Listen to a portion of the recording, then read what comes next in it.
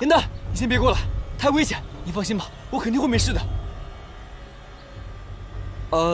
此法术只有高阶上仙才能解，你快去帮我请他们吧。我怎么能抛下你不管呢？哎呀，这都什么时候了，你们还在废话？这神树怕火，只有用炎咒才能对付，你会不会啊？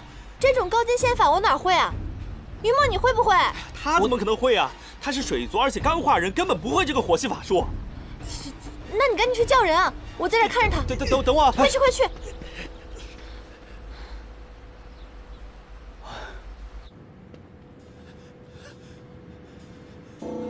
激动仙君，救命啊！激动仙君，救命啊！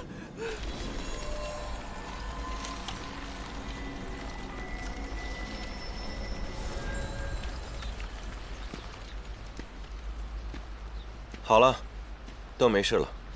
多谢仙君今日出手相助，若不是您的话，我朋友不是死在魔族手里，就是被这神树给吸死了。快，没错没错。谢谢仙君。多谢星君。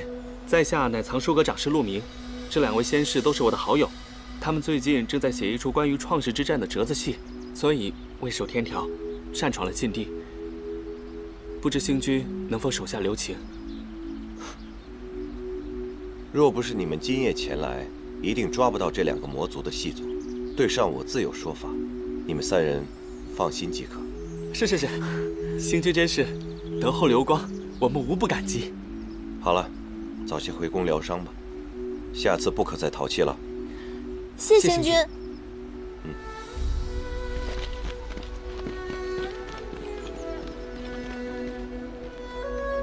哎，如此好脾气的上仙，我还是第一次见。是啊，我之前觉得北冥仙君已经够好了，没想到今日才知道什么是真正的上仙风范。你们有所不知啊，这基督星君还阶乃是上仙，且仙法十分高深，仅次于4大帝君，而且为人霁月清风，温柔风雅，对再低阶的仙士啊都客客气气的，从没有人见他发过火。我们运气真好。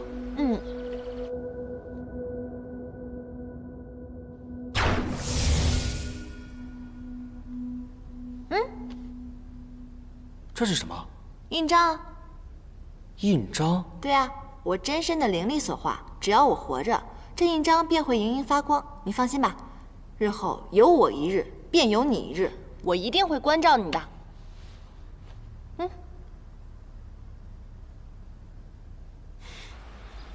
现下有2件无头案最让我挂心，宁元君可知是什么？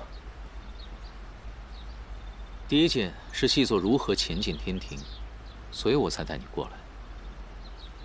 魔族之人就是从这里进来的。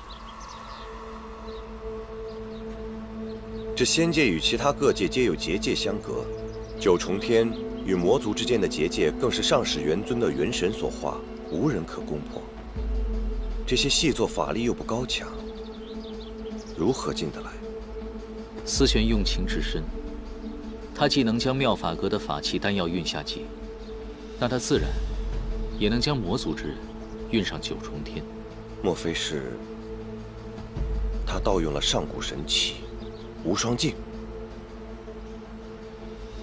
妙法阁遗失的法器当中，正有此物。火德元帅在魔界最偏僻的幽玄之野抓到了思璇。我曾经一直没有想明白，他为何会在那个地方。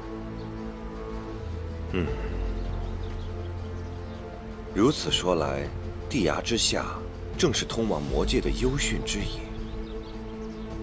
地崖是禁地，长日无人，这里就是他最安全的选择。为防魔族觊觎无双镜，我已经向帝尊请示，将其销毁，所以日后再无其他人打开结界。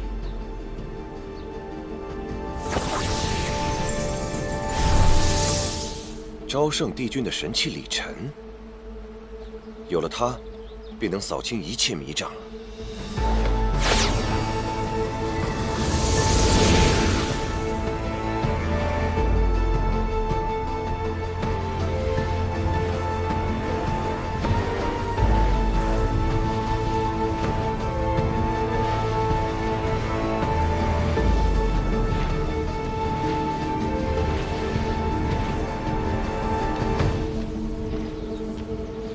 原来魔族细作就是从这里进来的。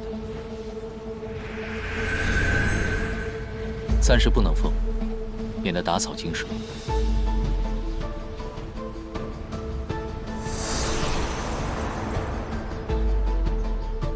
也对，如此缜密的布防内，魔族细作仍能行动自如。看来这平日里行事定是十分小心。哎，你可有找出其余魔族细作的方法？只需破译传递情报的方式，就能让他们主动上门。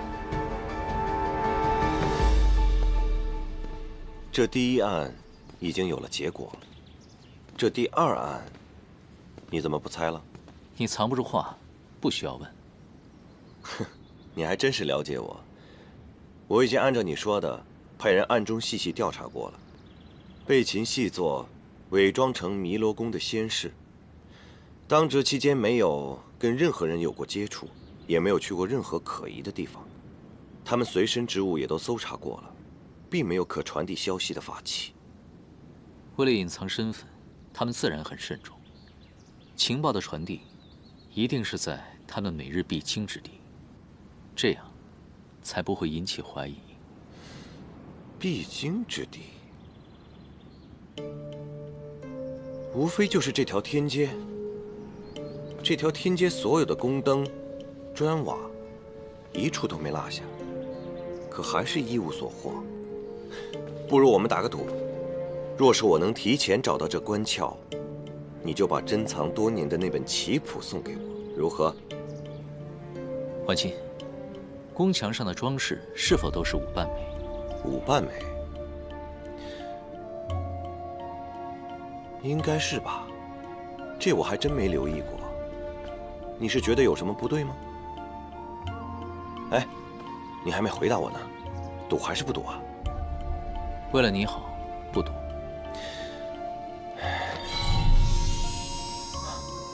怎么会有6瓣梅花？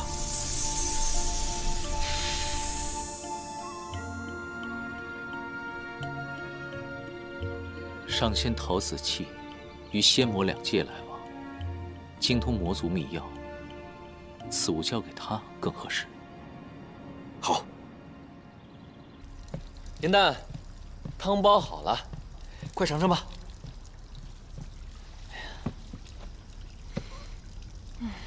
银蛋，怎么看起棋谱来了？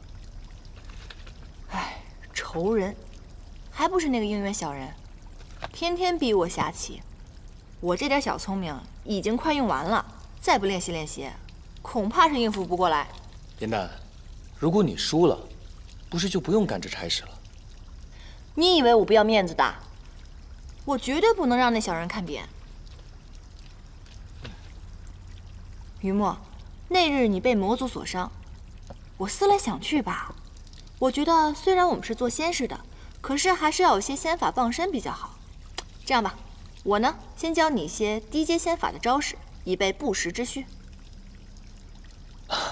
银蛋，我就不用了，别麻烦你了啊，不用教了。你刚刚翻什么白眼啊你？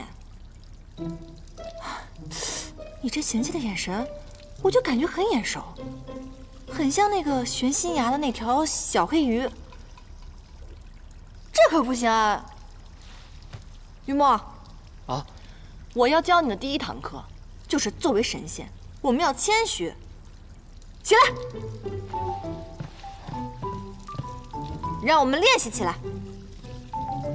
我们的真身呢，是动植物，所以我们在休息的时候要分五行。我属木，你属水，这个你懂吧？我知道，水润则生木嘛。我忘你。闭嘴！我说话的时候不能插嘴。你问我啊，好了，总之呢，万物都有它的灵性，可我们呢，要控制我们体内的灵性。看好了，像我这样啊。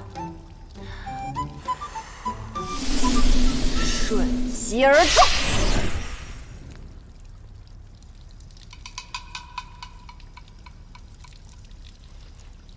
哼，刚刚我呢，只是小试牛刀了一把，厉害吧？你的功法真是高超啊！一般一般吧，你也别闲着，赶紧试一试。按照我刚才教你的，第一次蜡烛不灭也不怕丢人，来吧。哦。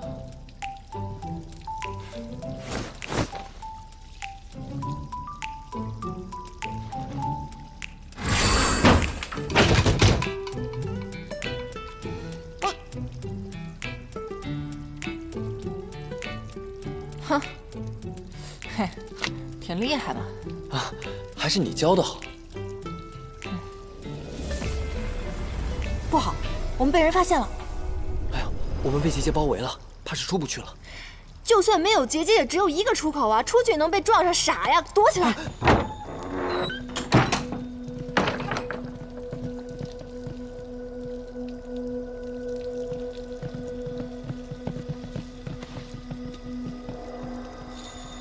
汤还是热的，他们肯定是躲起来了，给我搜。是。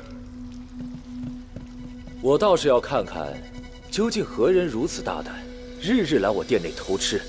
等我抓住他，看我不把他炖了。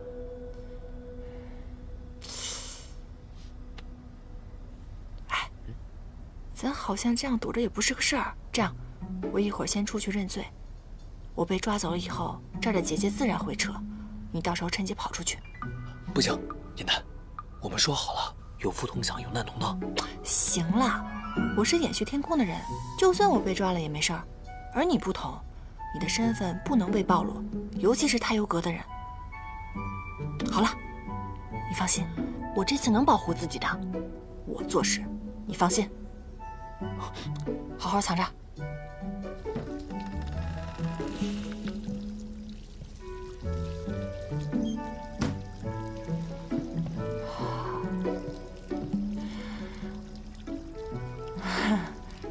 来吃饭啊？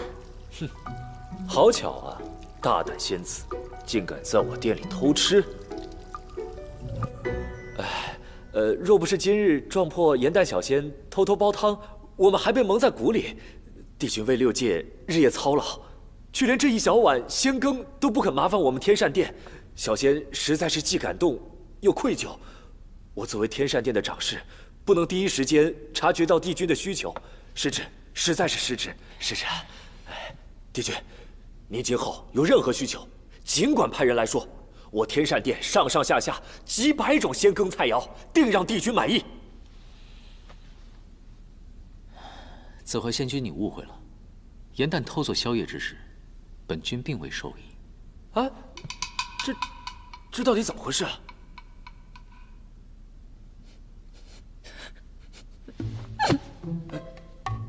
帝君，我万万没有想到您是如此之人。我严旦辛辛苦苦起早贪黑，就为了给您做饭。我这双手，不知道被烫了多少遍。而如今，您却为了您的面子不敢承认。啊，真是我本将心向明月，奈何明月照沟渠啊！紫怀仙君，您要为我做主啊！你要让九重天上下所有的人看一看，我们的帝君竟然是如此之人啊！哎呀，算了，我什么都没看见，什么都不知道啊，什么都没看见。帝君，告辞，告辞，走了，告辞，仙君，走了。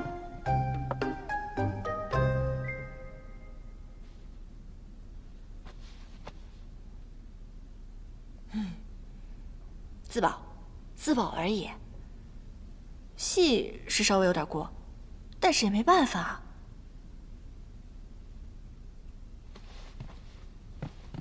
哎，帝君，我知道您大人不计小人过，肯定不会把此事放在心里的，一定会原谅我的，对吗？还有，我向您担保，这个紫怀仙君绝对不会把此事说给别人听的，您放心吧。小小仙使，大诳语，魑魅心识。既然如此，那掩虚天宫所有的宵夜就由你来负责了吧？啊？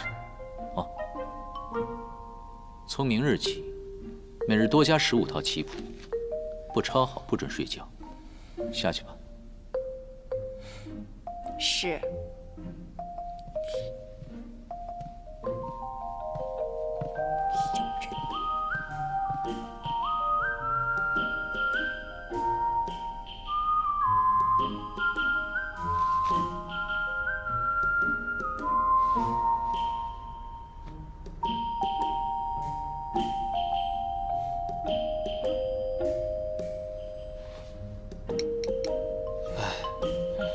在衍虚天工作室也太辛苦了吧？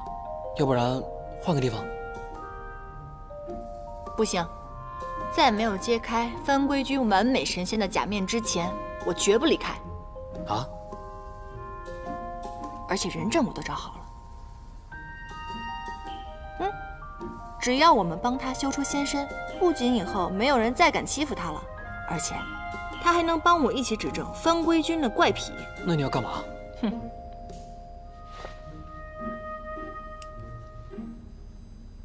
等着看。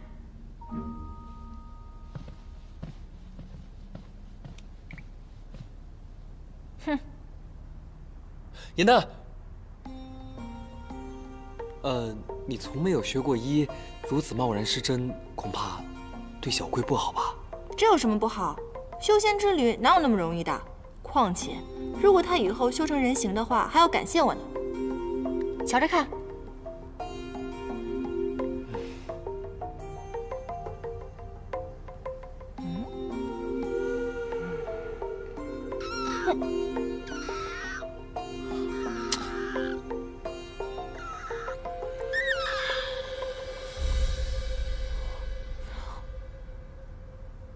被你扎死了。不能够，那典籍上就是这么写的。哦，不行，我得救他。哎，不行，你千万不能再动了。没把他救活了，你再死了，你们两个同时撒手人寰了。你把我一个人留在这个房间里面，那么多仙官过来查我，那我不是太惨了？那现在怎么办？来，要不然给我看看。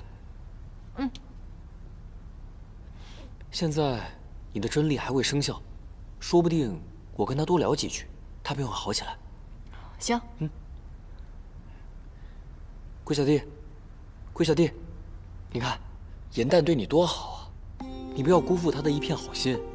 你快睁睁眼，伸伸腿，然后加油加油！龟小弟，站起来，快站起来！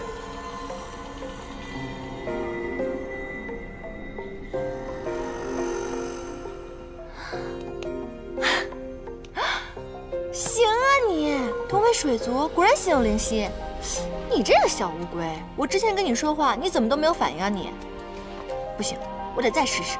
严旦，不行啊，这小仙龟也太小了，说不定一夜之中承受不了那么多刺。要不然你让它再修炼2天，到时候等它修复好了，你再玩。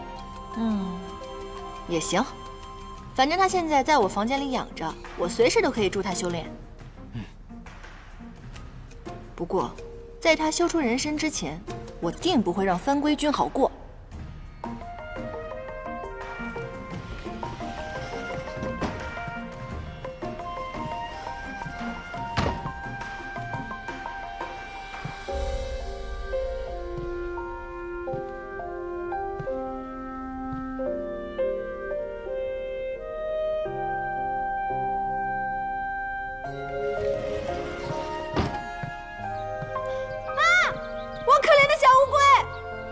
翻了！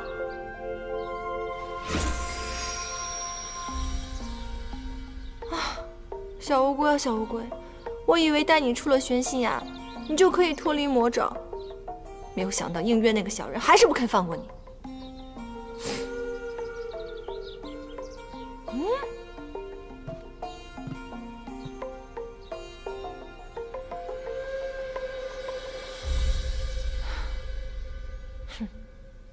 行，你行啊。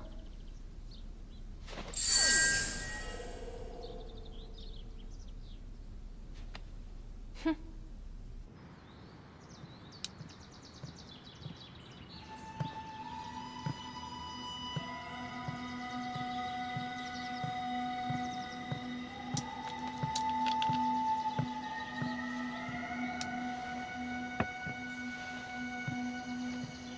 这杯是帝君的雀舌茶，这杯是基督星君的六物茶，二位慢慢享用。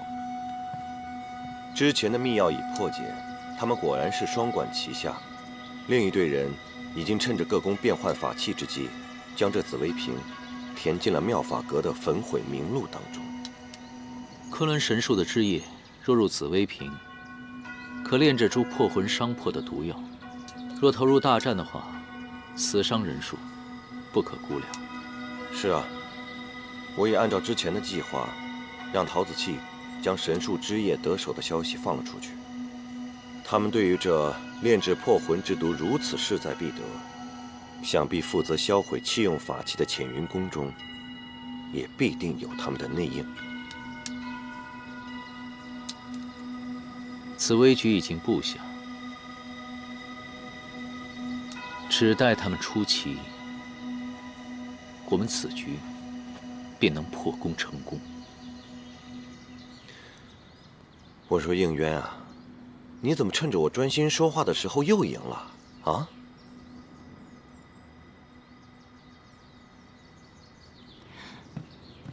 基督星君，你也说了半日了，口肯定渴了，喝口茶润润喉吧。帝君，您也是润润喉吧。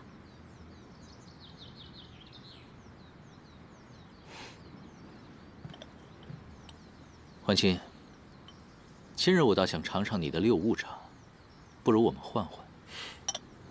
好。且慢。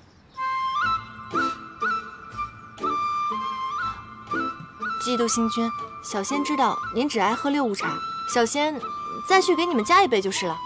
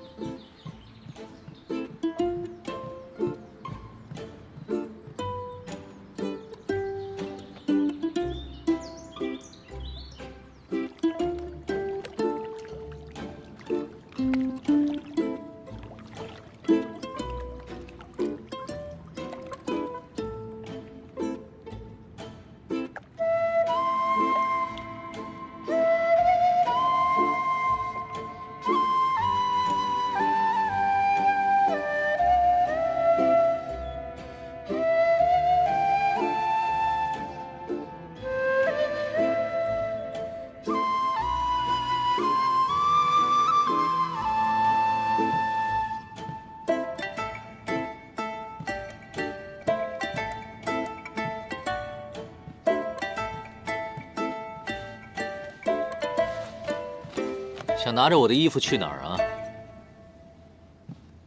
哼，帝君不是总是嫌弃我给您修补的混元玉带不够好吗？这不，把您的衣服拿回去好好学习学习，免得这腰带啊第10次被打回。你少玩花招，将心思放在修行上，腰带早就补好了。哦，那还不是帝君您先整的我呀？我不过是自保罢了。再说了，我不过是一个仙力低微的小仙士而已，自然没有什么能够拿得上台面的法术喽。不像您，您是高高在上的帝君，难道您不知道吗？这自古啊，君子就该让着女子。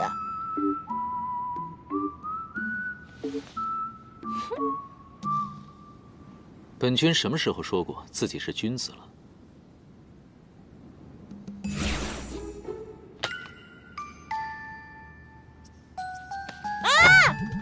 小人，那是我姐姐给我绣的，你还给我。什么时候学好了规矩，再来问本君要？那衣服也不还给你，小人！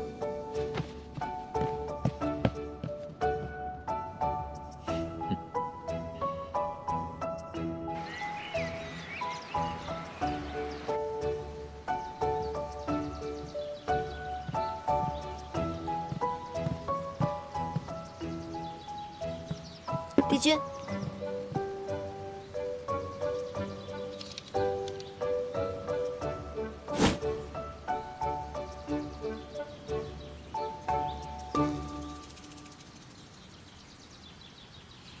终于懂事了。当然了，俗话说得好嘛，冤冤相报何时了？一山更比一山高。您就别跟我这个小仙见识了，是不是？孺子可教。过来。帝君有什么吩咐啊？伸手。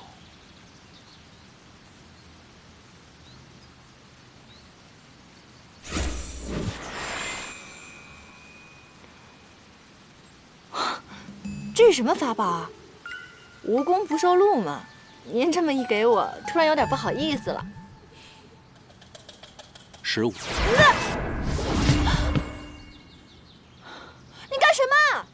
这叫不离着。我在上面施了不离锁，只要你靠近我15步以内，就会像方才那样飞走。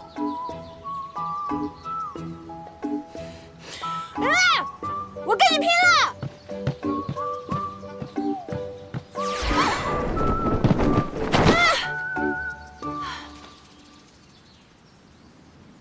小人，你这个小人！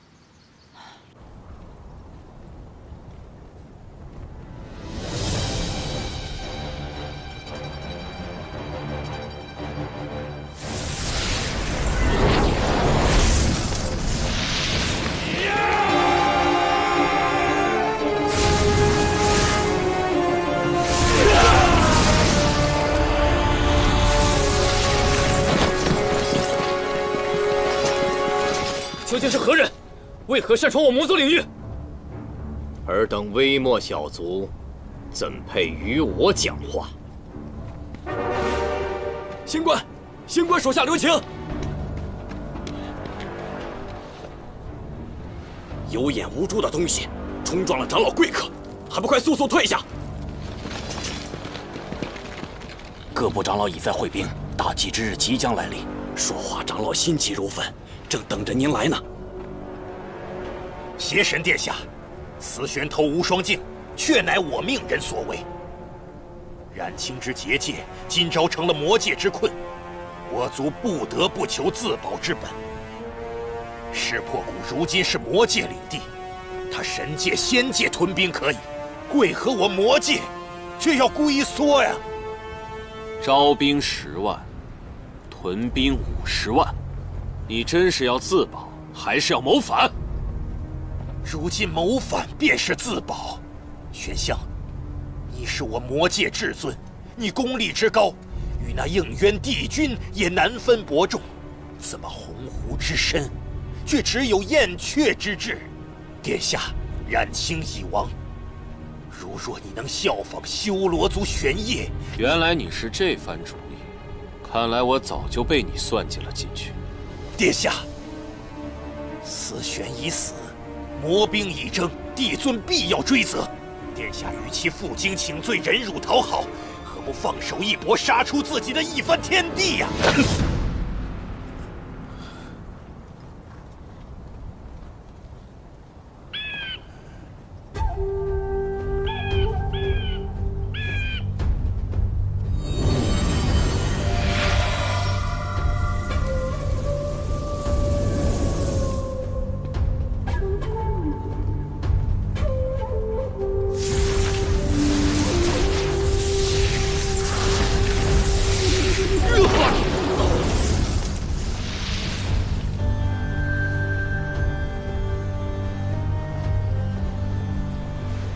玄香，帝尊传书。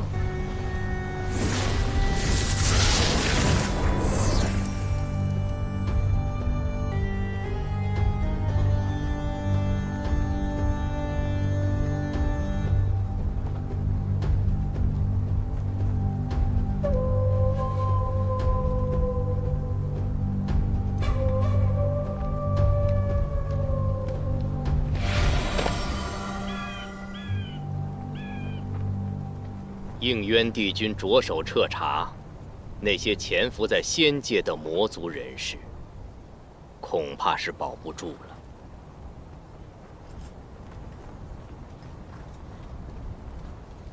如果内卫肯出手相助，朔华长老是想为这几个走卒冒着大计湮灭的风险吗？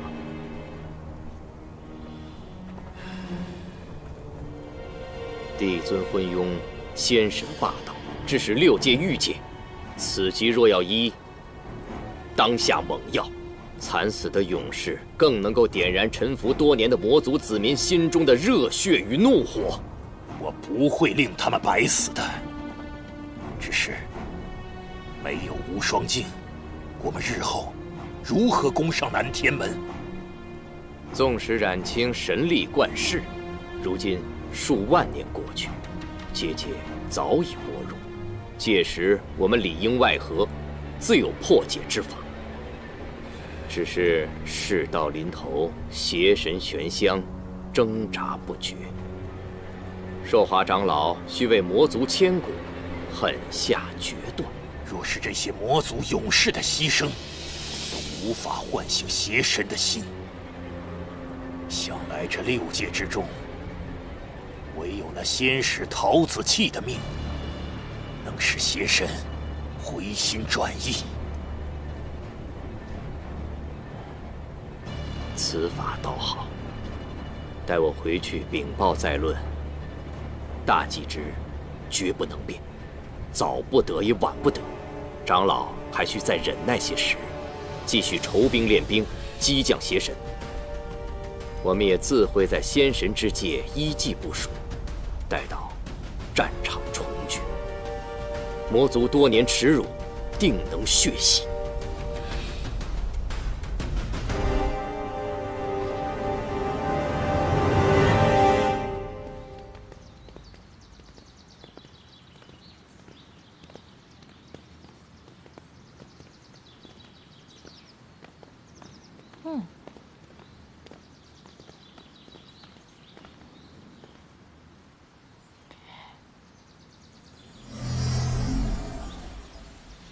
15。你个小人！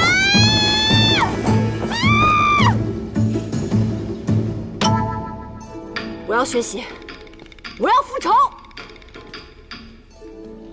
好好说话。有没有那种不用近身并可以一招制胜的仙法秘籍？给我拿来！哎，你第一天认识我呀，我对修仙不感兴趣。如果说我的复仇对象是应渊呢？你感兴趣吗？你终于开窍了，我等这一天已经很久了。哼。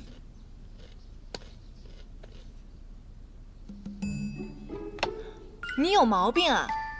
迷人法则，我说的是在武力上一招制胜的，不是在容貌上，好不好？勾引帝君那可是重罪，是你不想活了，还是我不想活了？可是，做跟班不是你的梦想吗？你放着姻缘君这么好的靠山不要，你非要找他比武，那你直接去天刑台找个痛快。好，我去找。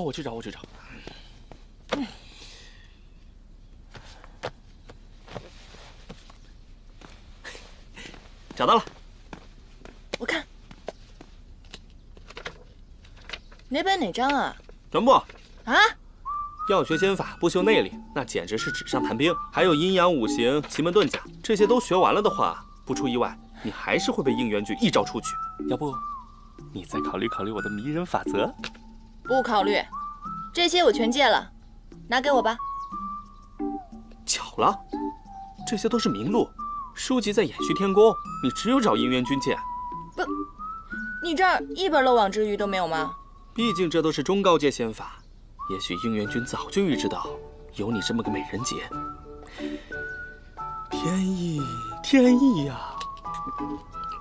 哼，若真有天意，那我颜淡便是他应元小人天生的克星。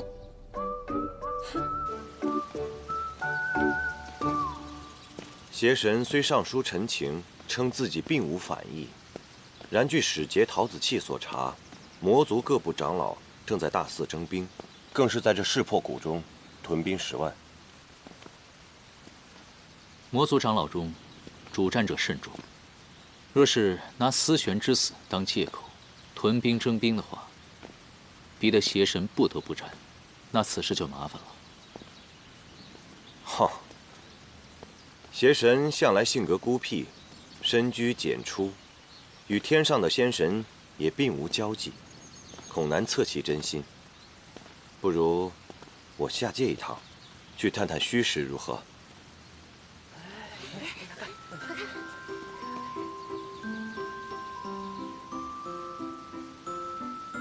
这么多典籍，这得抄上半个月吧？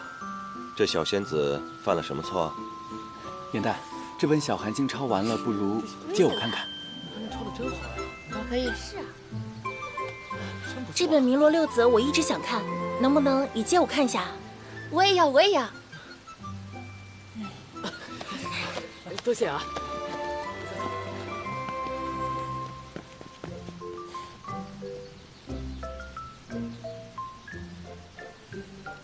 上身微拳，气旋六腑，然会双腕。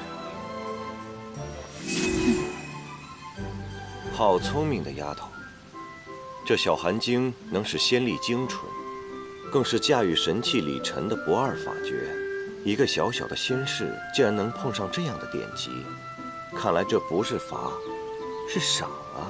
当然是法，他聒噪得很，让他抄书，我也能清静一些。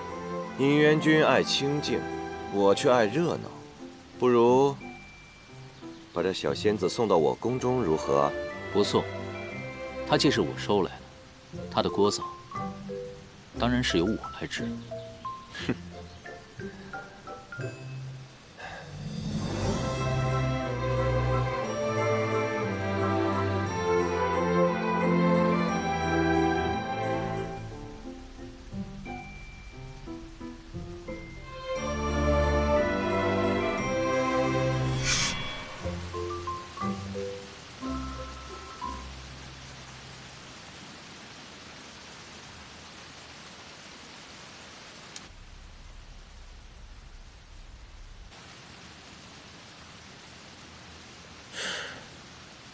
上身微拳，气旋六腑，然会双腕。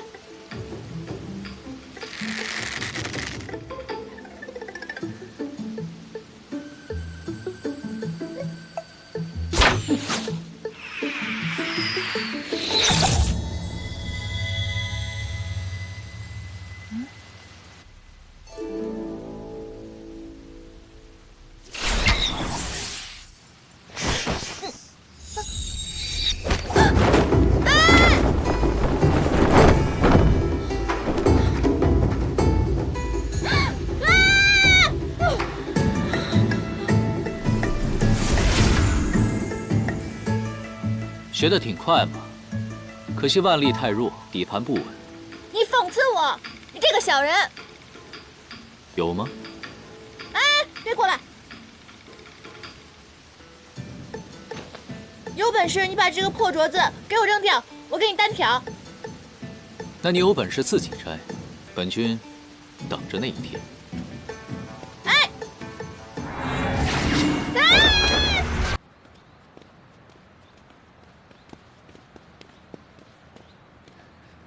迎灯姐姐，姐姐升官大喜，百事顺意，连姿容神气也远胜往日。你我都出自帝君门下，何须行礼？必矣。姐姐自离宫后，一早考取仙阶，升任仙官，如今已是一阁之首，可见这偃虚天宫众多仙士，帝君对姐姐特别的不同啊。帝君可在宫中？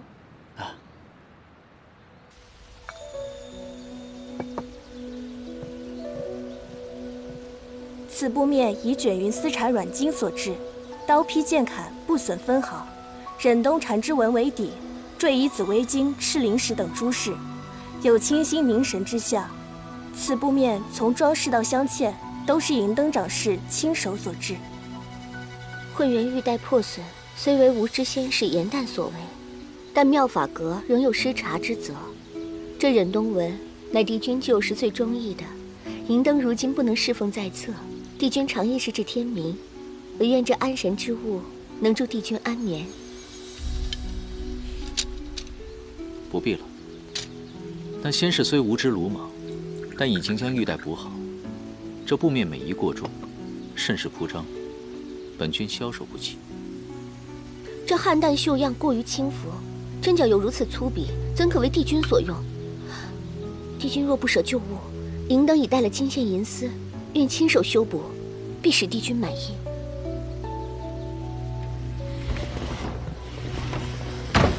帝君，帝君，严旦已将您交予的仙法典籍全部誊抄完毕，您是否要现在检阅？一个因错罚入宫服役的低阶仙士，凭何能接触到偃虚天宫的典藏仙法？别动！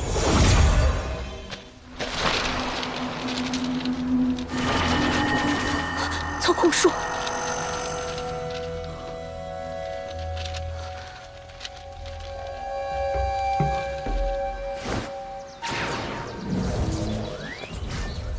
让你犯规，让你破我棋局，让你逼我缝衣服，拿剑射我是吧？看我怎么报复你！哼！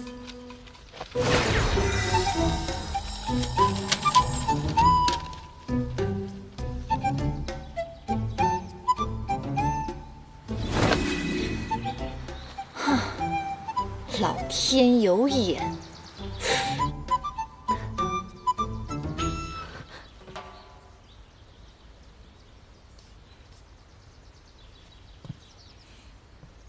这颜淡心思竟如此恶毒，毫无规矩体统。当延续天宫是什么地方？我即刻替他去天星台领罚。不必了，是本君要同他比试的，他是赢了。帝君，此举有违天条。银灯，你早也不是延续天宫的人了，非一宫之主，你却在此智慧，此举乃僭越之罪。本君没工夫替你去天刑台领罚，退下。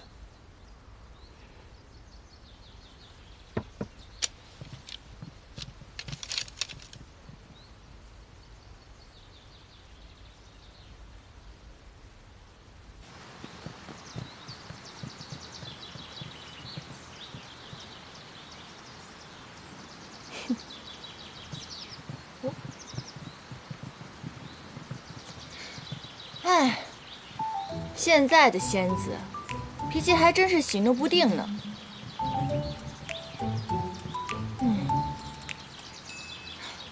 我得把操控术交给芷溪，这样日后她也能防身。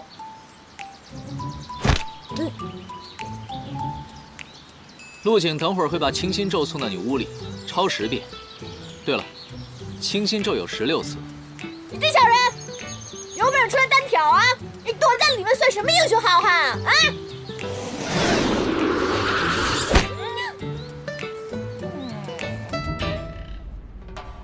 都搬出去，都搬走！哎，快去啊！这，住手！你是谁啊？凭什么拆我们台、搬我们东西啊？就凭我是披香殿的管事。披香殿管事？哎呀，他这是要那不误会一场吗？我呀，颜淡，您不记得啦？我还让陆明给您送了好多法器呢。什么法器？话可不能乱讲。反正这以后不让拍戏，你赶紧把东西都搬走，不然我可都扔了啊！哎，那你收法器的时候怎么没这么说呢？再说了，披香殿空置了这么多年，你为什么不让我们排？哪怕空着，也轮不着你。天条明示，唯有已获仙阶，位列于副长侍以上者，才有资格借用宫殿。怎么？未升仙阶，便连行礼也不会吗？你该好好请教请教你的姐姐芷溪，她行礼倒行得颇有几分奴才相呢。参见银灯长侍。不过您刚刚有句话说的不对，我姐姐不是奴才，我姐姐是妙法阁的副长侍。虽然我没有考取仙阶，但是我读过天条，天条有言，众仙有仙阶高低之分，可人却无贵贱之别。那天条有没有告诉你，仙法也分孰强孰弱呀？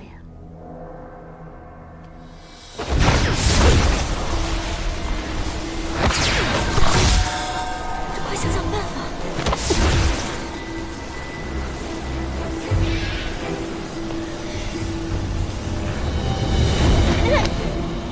怎么办？心诀中说，逆转周天，逆转灵窍，为什么我却周天法力？先气凝天穹，再行逆转，然后是飞鸿于胸。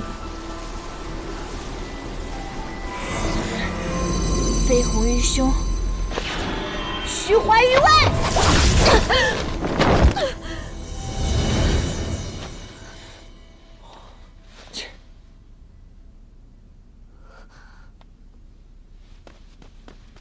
长师，帝君，帝君，严旦是我宫中仙使，若是犯了错，我必会管教。几时轮到妙法阁出手教训？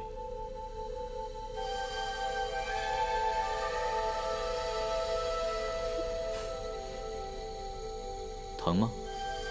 银都不敢说疼。该疼。欺凌仙使，骄横刻薄，这不是一阁之主应举之德。思璇触犯情节，是你告发，他确实有错，我唯有一叹。但是本君的人，你动不得。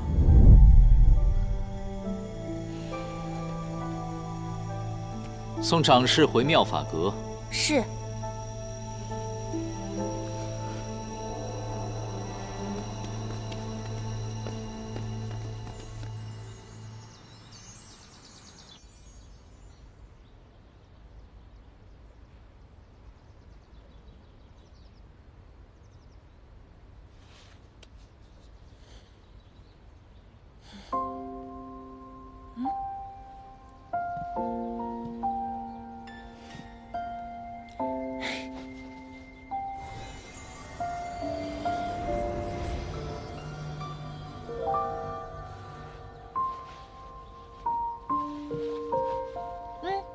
你是小寒精啊？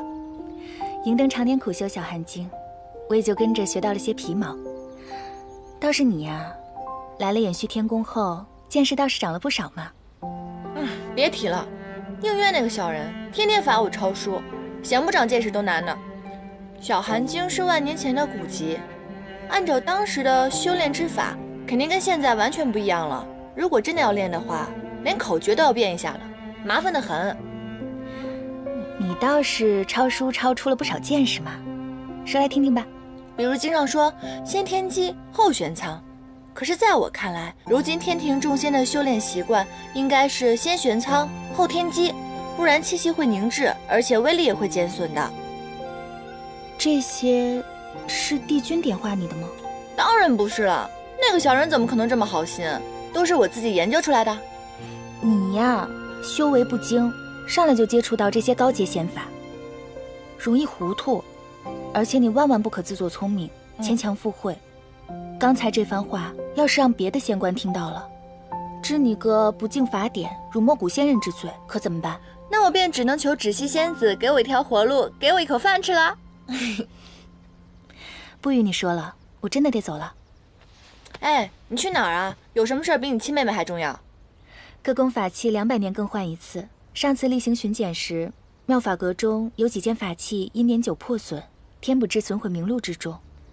掌管焚元炉的潜云宫提出，由于此次损毁的器物过多，所以要妙法阁提前将法器送过去，今夜由我送前。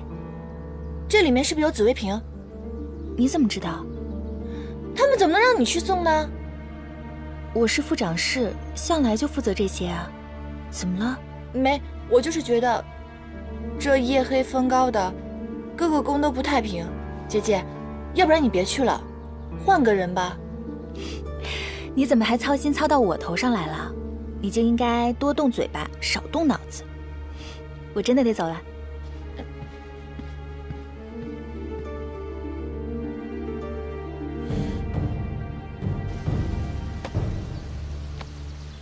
不行，帝君，我愿意把6界上下所有的棋谱抄录100遍。抄棋谱可以，换人不行。此事体大，稍有不慎就会6界动荡。此局设下多日，已到关口。焚气之事若忽然换人的话，只怕会打草惊蛇。此次抓捕由本君带兵，你姐姐不会有事的。可是我上次差点死在魔族手里，而且这次不光有仙界的内应，还有魔界的奸细，还有一群天兵天将。这万一混战一打起来，你肯定只顾6界的死活，你不可能顾我姐姐性命的。你在质疑本君？没错，我是在质疑你。6界的安危很重要，可是我姐姐的命也很重要。你们设局让他当鱼饵，却不告诉他前因后果，也不问他愿不愿意，你不觉得这很不公平吗？哎，严淡，别过来！不过现在有一个县城想做烈士的人，我愿意代替芷溪，我们是同根双生。我可以用转容诀短暂的变化为对方的容颜，只要所见之人不施法查探，就不会有人知道，这样不会扰乱帝君您的大计。如果出现什么意外的话，也不会给人落下画饼的。画饼？我看六界话最多的就是你，早晚把你的嘴给缝了。帝君，芷溪是我们四叶邯郸一族的希望，上天有好生之德，望帝君成全。实在是过早，远了。多谢帝君，严旦愿意鞠躬尽瘁，死而后已，来报答帝君的恩情。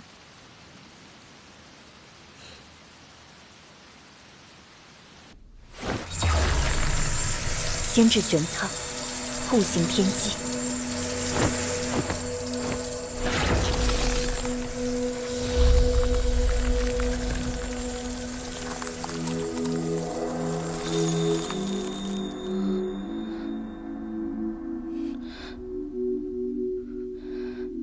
怎么可能？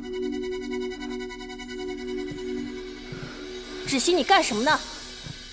银灯长侍，总长是要寻你议事，我寻遍整个阁里都找不到你人影，原来躲在这儿，肆意损坏阁中器物。这妙法阁的差事是多让你生气啊！银灯长侍，我方才是在练功，并没有故意损坏法器。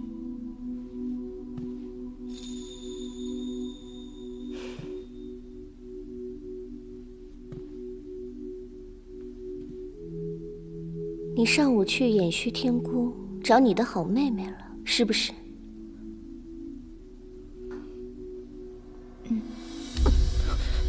别一天到晚拿这副楚楚可怜的样子对着我。今夜要送去乾云宫焚化的东西可收拾好了？都准备好了，还不快去把它拿过来！是。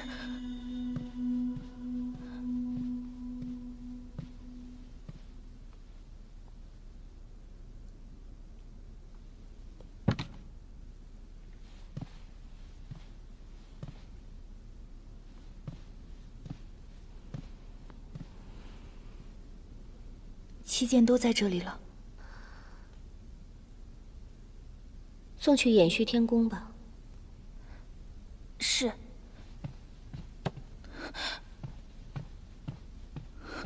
为什么？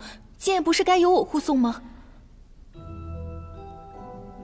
刚刚帝君传来密旨，这批法器转交偃虚天宫严旦护送。妙法阁分内之事，从未有过交托于外人的先例。你们姐妹俩到底商量了什么好主意，让帝君觉得妙法阁连这点小事都办不好？我没有。你没有？那你最好问清楚你妹妹，她抢的不只是妙法阁的差事，更是你芷溪的差事。刚刚这个巴掌也不是我给你的，是你妹妹赐你的。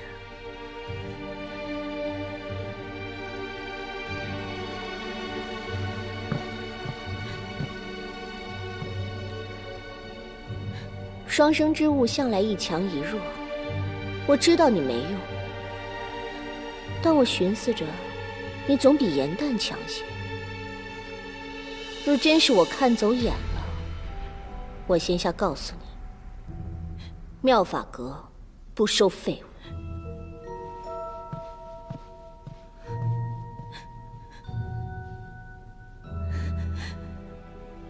严旦，你为什么要抢着去送法器？你到底要干什么？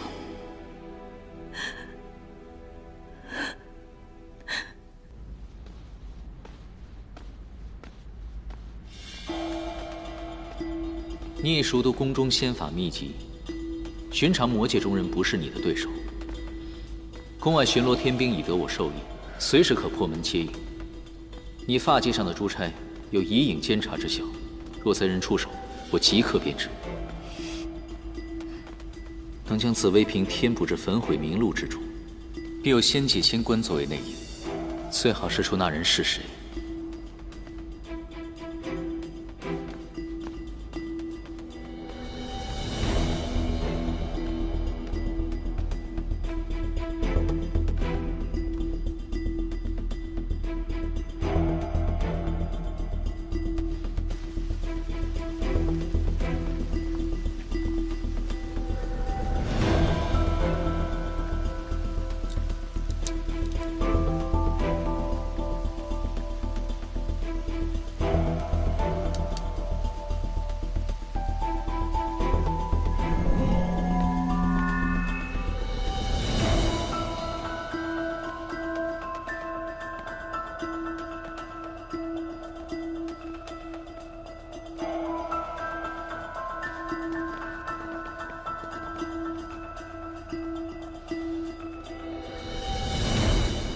妙法阁中需要焚化的旧法器7件俱在，烦请燕池仙官查看。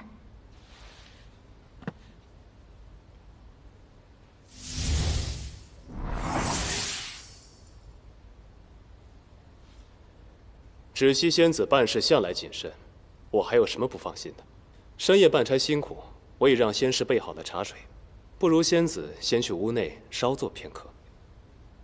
这本就是我分内之事。何敢叹辛苦二字？依中阁之规，焚化过程须由我亲自看到，这样我回去也好向长师交代。也好，开炉。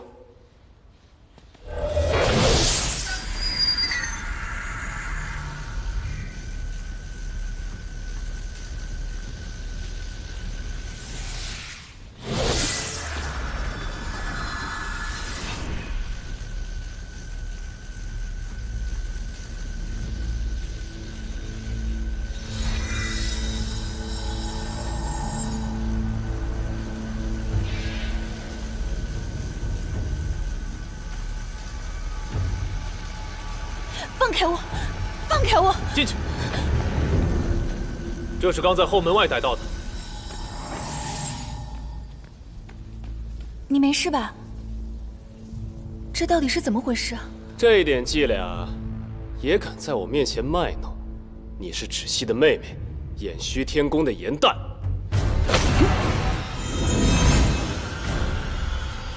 你不是我们潜云宫的，你是何人？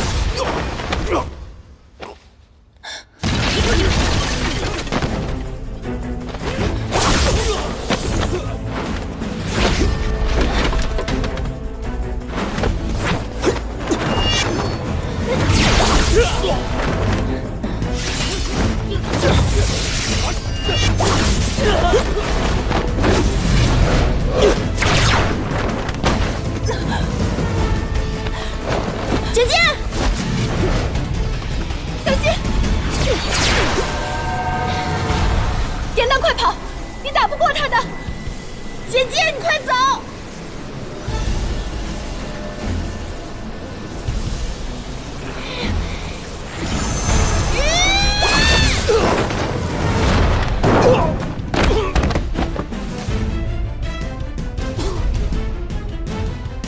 我也太厉害了吧！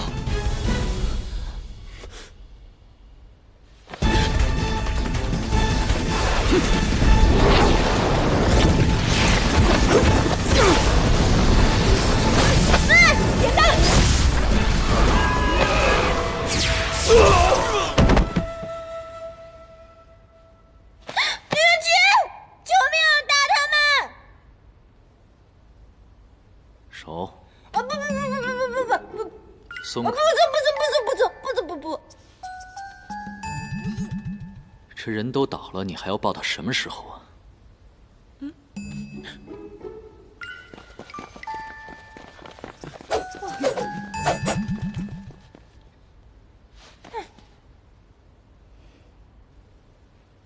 吃什么了？劲儿这么大？要你管！要我管？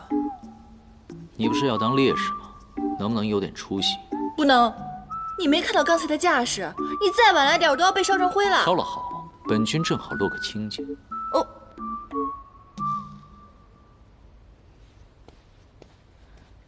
参见帝君。姐姐，你没事吧？我看看。我没事儿。你知不知道，焚化旧法器是魔族奸细刻意为之，为的是以紫微瓶还有神树之液炼制剧毒。我怕你来此地危险，我才顶替你的。你怎么还跟过来了？多谢应渊君对颜淡悉心教化，令他仙法渐长，只系感激不尽。悉心教化，不过也是他天资聪颖，本君不必鞠躬。多谢帝君称赞，我一定会再接再厉的。对了，那个盐池仙官使了个猫腻，真的紫薇瓶在他袖子里，你记得查看。好了，审查奸细此等仙界大事，我们就不参与了。我先送我姐姐回去了，帝君告辞。走吧，姐姐，走了。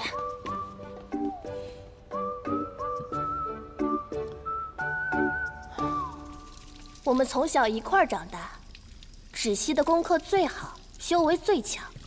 如今颜淡得应渊君的教化，仙法突飞猛进，恐怕早盖过了芷溪。双生之物，一强一弱，只怕之前是我们误把山鸡当凤凰了。说谁山鸡呢？谁天资平平啊？你天资卓越，你怎么不考个仙官啊？你怎么不当个副长事啊？他要是天资平平的话，我看你是天资奇差。你不光奇差，你还坏心眼儿。你心眼怎么那么坏呢？你还跑是不是啊？我帮你去教训他们。不必同他们置气了，更何况他们说的也没错。帝君不是一早就说过了吗？我的确是那个弱的。你怎么能听那个小人帝君说的话呢？你现在是众仙子当中最优秀的那一个，你也考上仙阶了，并且是仙官，谁还比你优秀啊？可是今日我敌不过燕池仙官，你却能几招将他制服。哎呦，我那是碰上运气了，我不过是恰巧读了几本仙书。如果你在演虚天宫被教习的话，你肯定比我厉害，一招就能把他制服的，真的。我没有那样的运气。你快走吧，就送到这里，省得银灯看到又要刁难你了。可是，行吧，芷溪，你记住了，不管别人怎么说，你在我心里就是最厉害的，是那个永远会保护我的姐姐。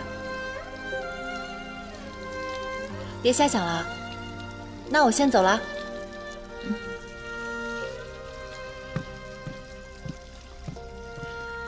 别理他们，如果他们欺负你，告诉我。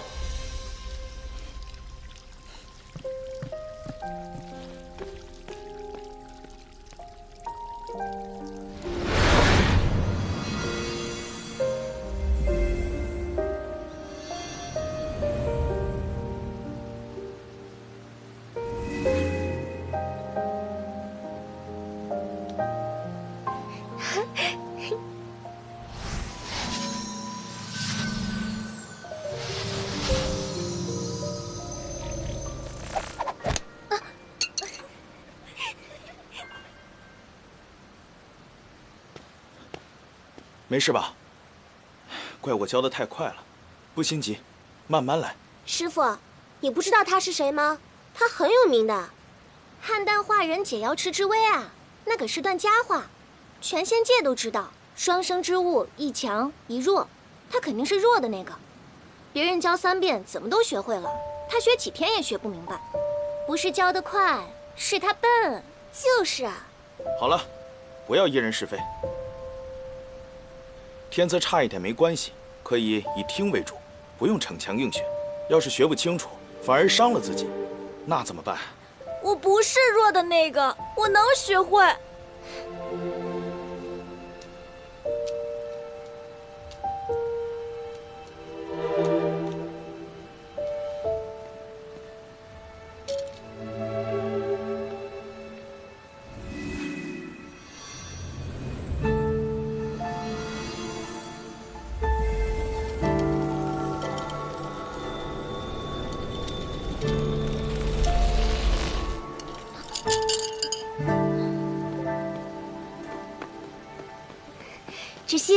我昨天在藏书阁翻到了好多本捉妖打怪的细折子，可好玩了。你要不要一起去？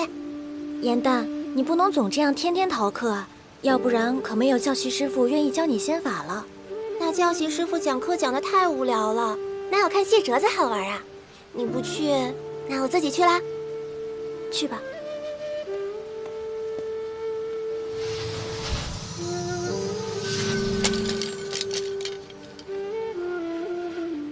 我帮你收好啦，不用谢。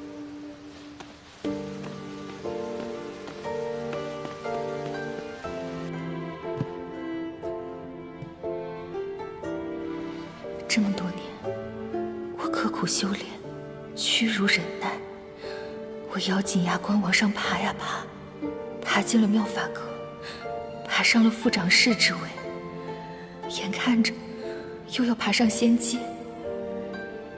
我以为努力能改变这一切，原来还是逃不脱一出生就注定的命运。严丹，你天赋异禀，做什么都轻而易举，你永远不会明白的。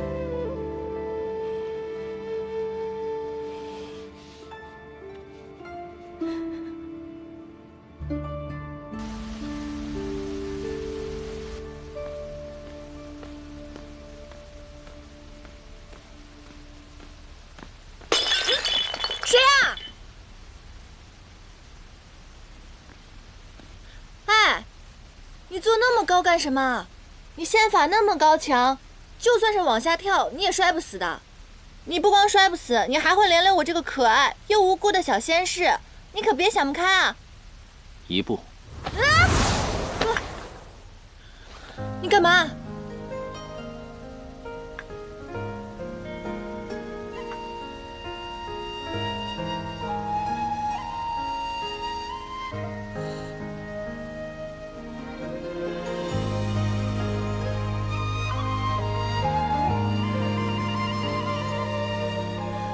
你要对我做什么？我能对你做什么？拍瓦片会吗？哦，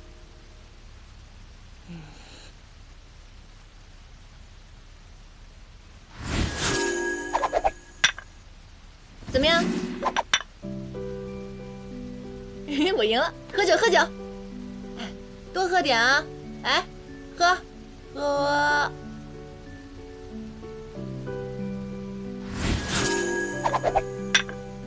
咦，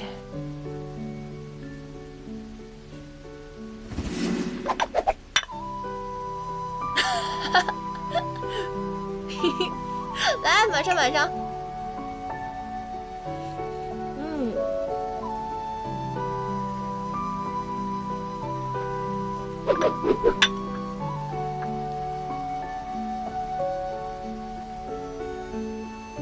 哎，你说像你们高阶神仙都那么奇怪，还是只有你那么奇怪啊？翻乌龟、砸瓦片，其他神仙也会这样吗？哦，你就没有一点正常的兴趣爱好吗？哦，想起来了，有。罚我抄书，让我补腰带，逼我下棋，这都是你做的好事儿。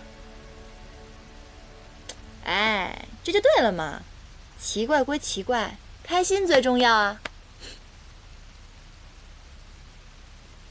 我平日看上去很不开心吗？唉，怎么会有开心的神仙动不动就去翻小乌龟呢？我就不明白了，你已经是帝君了，你还有什么不开心的？如今奸细已经找到了，事情也平息了，你应该高兴才对啊。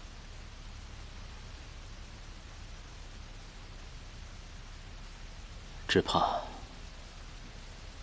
事情还没有平息，又要开始了。当你很渺小的时候，很多事情你都可以去改变，就像你一样，排戏、捣乱、交朋友。一旦身居高处时，很多事情你根本都改变不了。所以你就打算跳楼？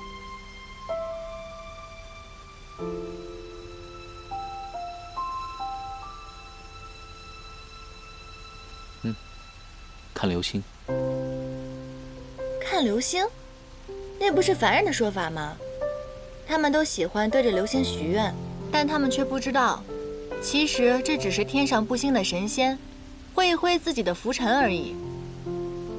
但是他们都相信，自己许下的愿望会实现。那你呢？你许了什么愿望？6界太平。嗨，怎么会有这么虚伪的回答？怎么可能有人许愿不是为了自己啊？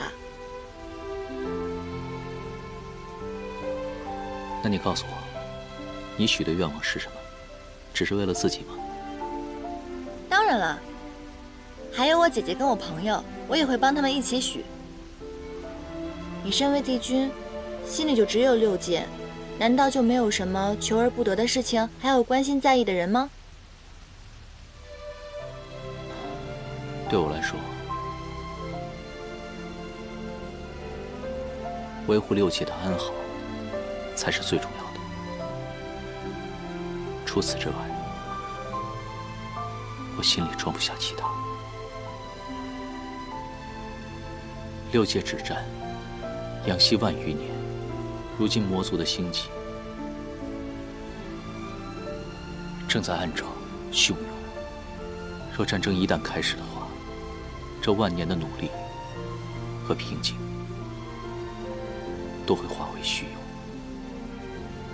那如果旁人不知道你的牺牲呢？或者像9级一族那样被人遗忘，或者被人唾弃，你也愿意吗？作战不是为了美名，也不是为了被铭记，而是为了停止战争。见过生灵涂炭，就不想再看到往日的景象再出现。还好我生在太平盛世，不用想那么多。有些事情是一定要经历过才会懂。不过你这样也挺好，一个无忧无虑的小仙，什么也没有经历过，不用去想，那就希望自己的愿望没有白许吧。好了，不说这些了。你努力排戏，无非是想在瑶池盛宴表演时拔得头筹，好让帝尊赐你一个恩典，对吧？那你说说，你心里不虚伪的愿望是什么？找靠山啊。那本君这座靠山不好吗？帝君，您是仙尘不染，我不配。我想找的是我姐姐芷溪这样的靠山。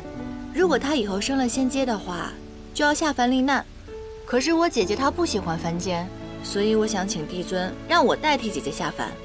等以后我姐姐成为更厉害的神仙，我就可以到她的宫里给她捏腰捶腿，蹭吃蹭喝。那偃虚天宫也能蹭吃蹭喝，你为什么不留下？唉，其实我这个人吧，就自由自在惯了。我呢，帝尊急诏，速请银元帝君玉清宫议事，烦请从速通传。帝君，您怎么从这儿出来了？您酒气深重，这般不胜杯勺，恐怕有违帝尊对您恬淡客气、秉玉绝缘的期望啊。今夜抓捕奸细，审讯多时没有结果，本君无法安睡，这才小酌了几杯。我将天庭的兵房重新设计了一下，仍然觉得不太稳妥，本想着明日早晨奏禀帝尊。帝君思虑周全。先使陶子气刚刚在此来函，帝尊又得知了浅元宫一宫长室谋逆通敌之事，忧心难眠，因而传唤。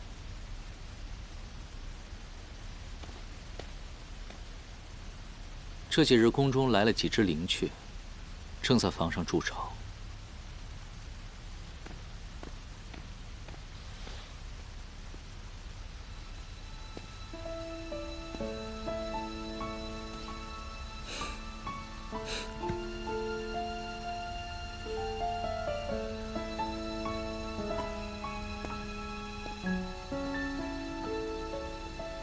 看来当帝君也没有什么滋味儿，还是当小仙来得快乐一些。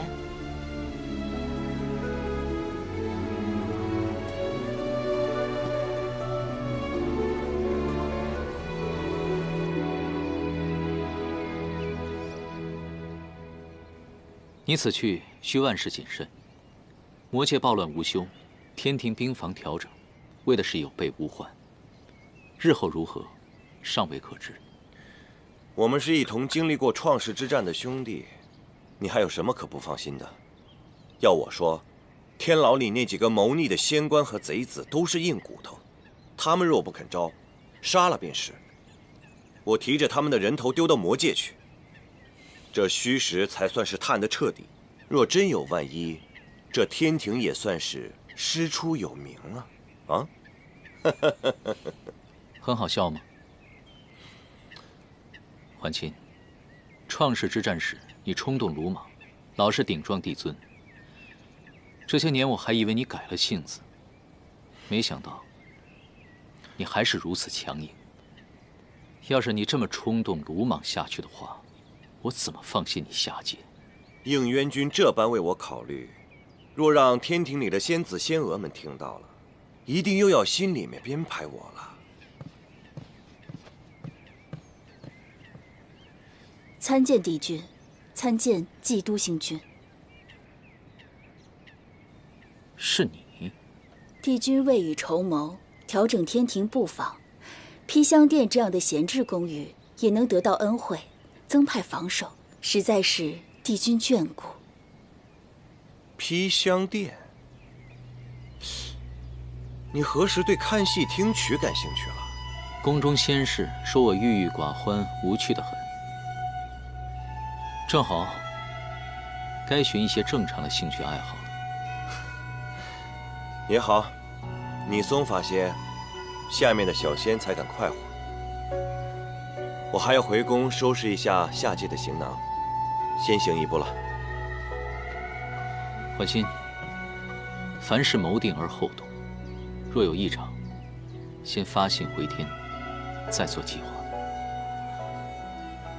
知道了，啰嗦。走了。